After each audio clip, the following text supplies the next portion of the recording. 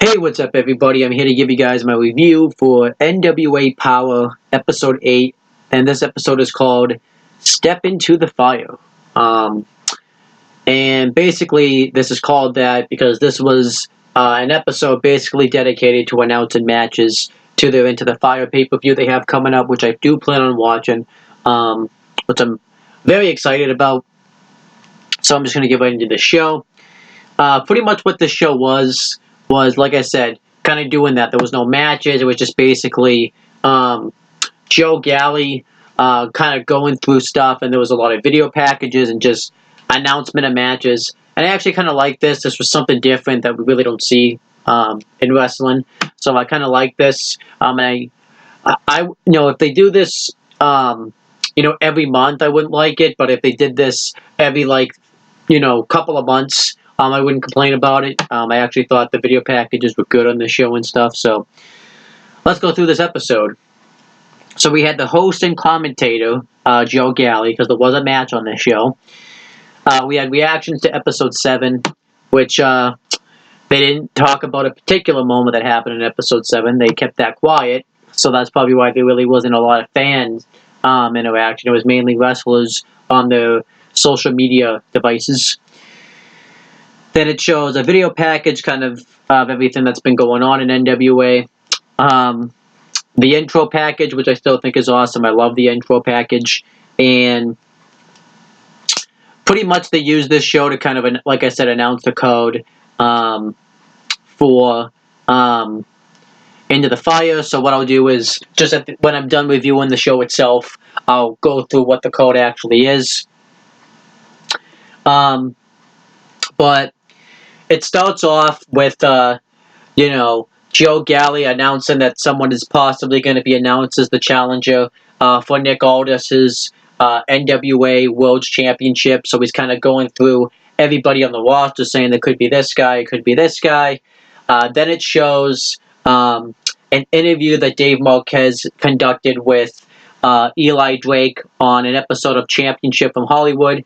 I don't really watch Championship from Hollywood. I know NWA kind of owns it and kind of does some crossover shows with them, but I don't really watch it, mainly because I just don't have the time. I do plan on maybe at some point going through and reviewing some episodes and stuff, but I just didn't really have the time. So there's that. But I do like that they showed this because Eli Drake. Obviously he was cutting promos talking about stuff about NWA Powerrr. So I do like that NWA took the time to show it because, if it was any other promotion, they would have just told you what happened and then moved on. But Eli Drake cuts a promo talking about how people compare him to various legends in the professional wrestling business, but the biggest one they compare him to is Nick Aldis. And he said that he's nothing like Nick Aldis, and that Nick Aldis is ducking him, and it's too afraid to challenge him for the NWA World Championship. He talks about how he started his career in championship wrestling from Hollywood when it was NWA Championship Wrestling from Hollywood, and he's been all over the world. He talks about how Nick Aldis kind of came in when he left, and then he switches over to talking about Ken Anderson, and he said that he's nothing like Ken Anderson. Him and Ken Anderson have been in the same places and have been fired from the same places, which is true. And he talks about, how he's just better than Ken Anderson, and that's not a question. That's just a fact of life or something like that. It was actually a great promo. I really liked it.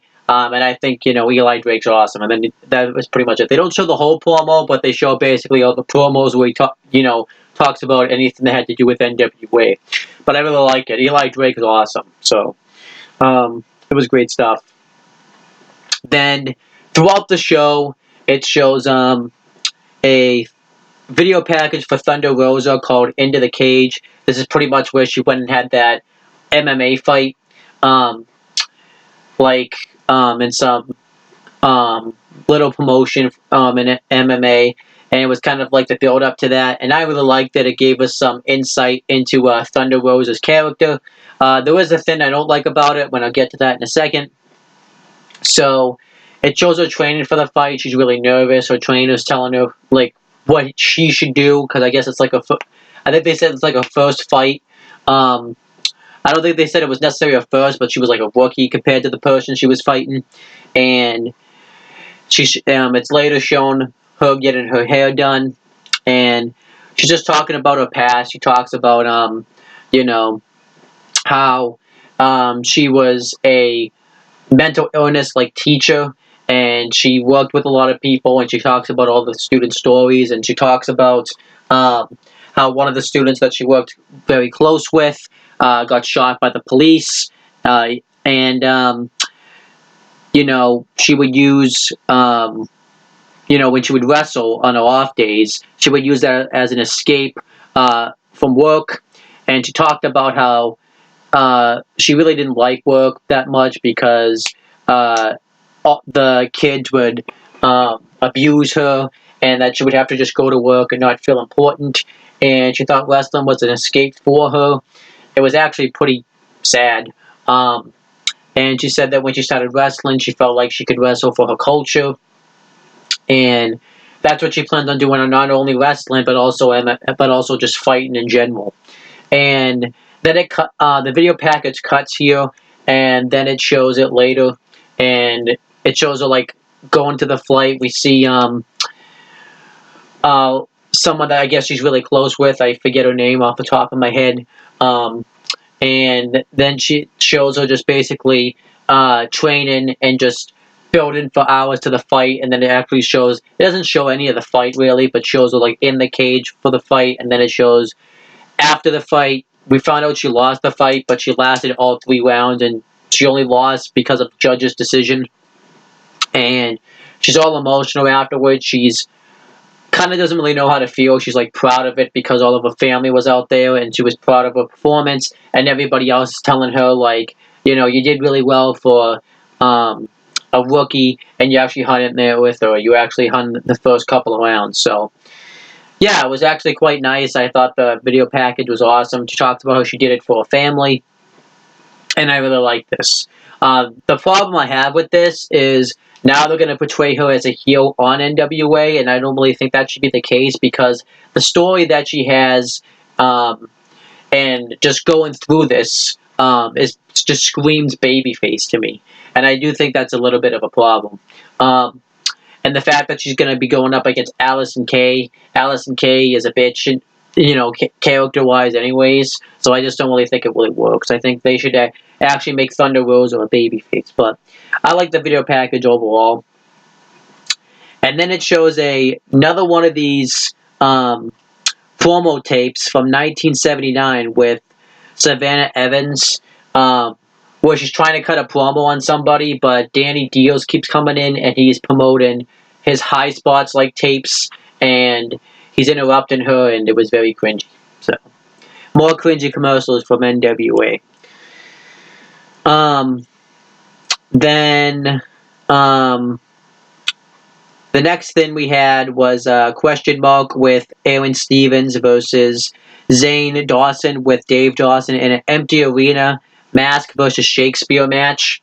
Before the match starts, David Marquez is interviewing Aaron Stevens and question mark, and mainly it's just Aaron Stevens doing all the talking, which makes sense. And he says that he's still not allowed to make eye contact with them, and he talks about how he's being punished for the attack on Ricky Starks on the previous episode, and David Marquez says that you're punishing the crowd right here, and Aaron Stevens says that you clearly don't have brains because there's no one out here. And he talks about how it's a disgrace, and that he has to deal with this match and deal with this punishment, and he says that, he has a profession that's, he talks about how the Dawsons made fun of something that he is passionate about, and we think he's talking about wrestling, but he's really talking about acting, and he talks about, like, his movies, and he talks about how question mark's going to defeat Zane Dawson with karate, and question mark corrects him and says, it's karate, which becomes a running joke, and Aaron Stevens says that he came up with a plan where, because we find out the punishment is that if Question Mark loses, he has to unmask, which is, which is why it's called a mask versus Shakespeare match. But Aaron Stevens adds a stipulation where if they win, the Dawsons have to recite Shakespeare. And he actually quotes Shakespeare, which is cool. And yeah, I really like this promo. Then we had the match. It was, Question Mark versus Zane Dawson. Pretty much over just like that. You know, the Question Mark wins with the Panama Spike, I believe it's called, wherever he's from. I forget now again. And he beats Zane Dawson, so that means the Dawsons have to recite Shakespeare. So they're reciting Shakespeare, and it's really bad. And I really like it because, they're like a hillbilly tag team, so it would be bad, and they're trying to do it. And then Aaron Stevens gets sick and pulls out a trash barrel from under the ring and throws up in it. This was awesome. I thought this was hilarious, and I really enjoyed it. The match is, and this whole segment gets like 3 stars. I thought it was enjoyable. Then we had a exclusive interview by Melina. This was done by Joe Galli. He asks her, what made her want to be a professional wrestler, what got her into wrestling. And Melina said that what she liked was people fighting for stories, and she said that's something that's missing nowadays. That people, are fighting for egos, but there's something more that people could fight for, like family and such and stuff like that. Then she talks about, how she felt like she was a pioneer to the wrestling business because she cared about her entrance and she cared about doing the splits, and she did moves that nobody else had done, that no woman wrestler had ever done before. And then everybody else kind of stole her moves, which is kind of cool, and no one's really giving her a thank you, which is kind of where that heel thing ties in. And then she talks about how Allison Kay talks about how Allison Kay, doesn't appreciate the NWA World Women's Championship, and says that she sees it as nothing more as a prop and is consistently putting everybody down. So Melina has to do something about it, and Melina says that Allison Kay is gonna either she's gonna make Allison Kay appreciate what she has or make her appreciate what she had. So when I beat her for the title, that was basically it. I love the interview. I thought Melina was very good here. Again, this was a babyface promo, and it's like we're supposed to boo Melina, and I think the roles are reversed. I think Thunder Rosa and Melina should be the baby faces, and Allison Kay should be a heel because that's basically how they've been building her up. So I don't really think that makes any sense to me. Just my opinion. I think the roles in the wrong order. And then we had the Circle Squared announcement by Billy Corgan. Now, this has been announced for a few episodes now. It was announced on the last episode or just before it, and I was going to talk about it then, but then we had a bigger situation that happened that made me forget about it. So I'm going to talk about it now. Pretty much how this is going to work is I think it's going to be like Tough Enough, like the first how NXT was, before it became the NXT brand, where indie wrestlers can sign up and use NWA Power and go on like a show where they come out and cut promos and stuff on NWA, and the fans can vote, and if they win, they get into NWA Power. So I actually kind of like that. It's another cool series. Billy Corgan talks about how because he broke out in the music business, it allowed him to become as big as he is and sell out shows still to this day. And says that he wishes wrestlers that are going to sign up for this luck. I liked it. I liked the concept of Circle Squared. I'm excited to see what they do with it, and yeah, we could get some cringe out of it. I hope we see some indie wrestlers that we know.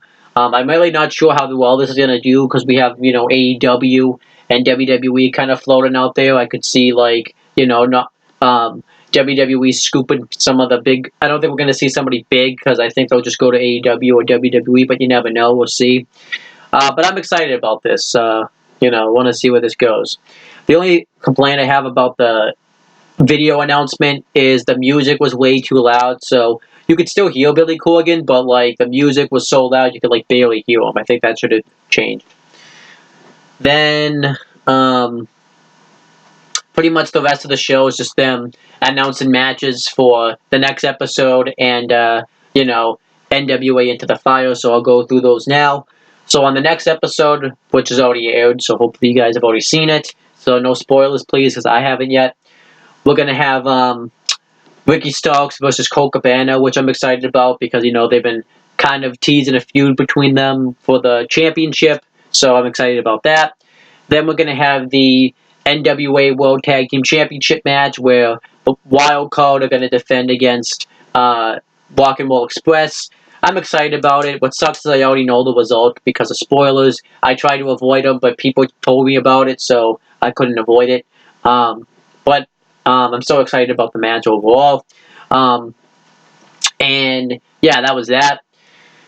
Then we had the announcement of the code for NWA Into the Fire, which I like the fact that they're going with that name because it makes sense because that's their theme song and stuff like that.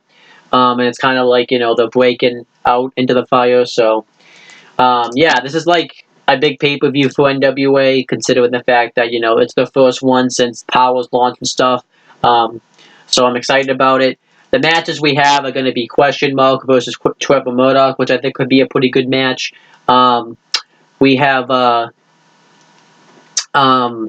women's tag team match. It's going to be Allison Kay and Ashley Box versus two members of Melina's group, either Melina, Marty Bell, or Thunder Rosa. Not a fan of that match. I wish we had just done a women's title match with, Allison Kay versus Marty Bell or Allison Kay versus Thunder Rosa. I get you want to save Melina, so that makes sense, but I feel like we should have just done a title match. We have yet to see an NWA World's Women's Championship match yet, so I think we should have had one on the show.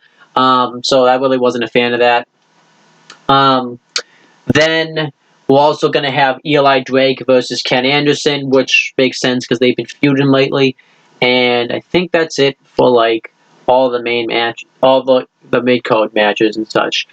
We have the main event. It's going to be a 2 out of 3 falls match. It's going to be Nick Aldis defending the NWA World Championship against James Storm, which makes sense because they've been building a feud between them. So I'm actually excited about that match. I know they've been capable of putting on great matches with each other from the matches at Impact, but I feel like this is kind of a makeup for that because the feud they had at Impact sucked, and I feel like this feud's going to be better. I like the fact that it's 2 out of 3 falls. It kind of follows that formula of the old school NWA World Championship, and I really like it. And that was NWA NWA Powerrr for episode 8. I like this show a lot. I thought the show was really good. I liked how it built to Into the Fire. And I enjoyed some of the video packages and getting some background between Melina, Thunder Rosa. I like the fact that it focused on the woman a lot because we really haven't had that in an NWA Powerrr yet, so I like that. I liked the empty arena match. I thought that was entertaining.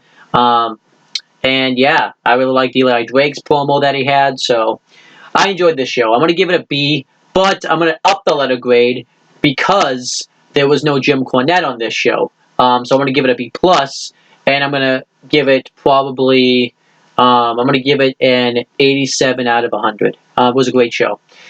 So that's my thoughts. Thank you guys for watching this video. Please make sure you guys like, comment, and share this video so people watch it. Make sure you guys subscribe to this channel for more content and click on the bell. So that way every time I upload a video, you guys will get the notifications for it. And make sure you guys do the same thing for my CM Brothers and On the Talkinator YouTube channel. Finally going to upload a video tomorrow on the On the Talkinator channel if all goes according to plan. But we'll have to wait and see. But that's pretty much it, guys. Talk to you later.